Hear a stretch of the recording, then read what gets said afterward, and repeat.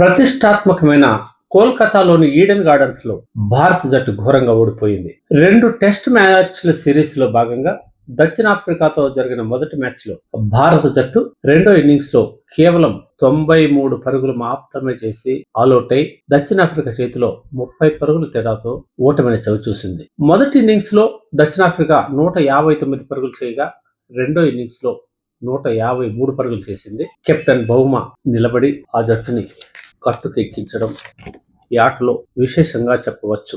Bavuma 55 పరుగులు చేశాడు.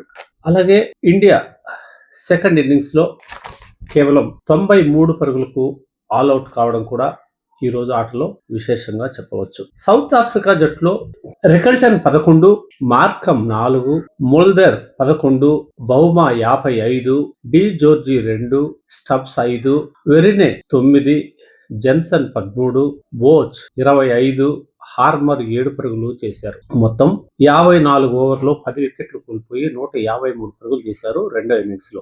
భారత జట్టులో యశస్వి జైస్వాల్ 4, కేఎల్ రాహుల్ 1, వాషింగ్టన్ సుందర్ 31, ధ్రువ్ జురేల్ 13, పంత్ 2, జడేజా 18, అక్షర్ పటేల్ 26, కుల్దీప్ యాదవ్ 1, మొత్తం 35 ఓవర్లకు 10 వికెట్లు కోల్పోయి 93 పరుగులు చేశారు. మొదటి నుంచి విజయం దోబూచులాడుతూ వచ్చిన ఇరు జట్లకు ఇక్కడ బ్యాటింగ్ చేయడం కష్టసాధ్యంగా మారింది. అయితే రెండు ఇన్నింగ్స్ లో 50 ఓవర్ల చొప్పున ఆడగలిగిన దక్షిణాఫ్రికా రెండో ఇన్నింగ్స్ లో భారత జట్టు 35 ఓవర్లకే చాప చుట్టేయడం ఆందోళన కలిగించింది. దీంతో భారతదేశంలో దక్షిణాఫ్రికా చేతిలో టెస్ట్ మ్యాచ్ భారత జట్టు ఓడిపోవాల్సి వచ్చింది. ఈ మ్యాచ్ లో ముఖ్యమైన విషయం ఏమంటే భారత కెప్టెన్ గిల్ మెడ కండరాల నొప్పితో రిటైర్డ్ హర్ట్ గా మ్యాచ్ నుంచి వైదొలగడం ఈ ఓటమిలో ప్రధాన కారణంగా కూడా చెప్పవచ్చు.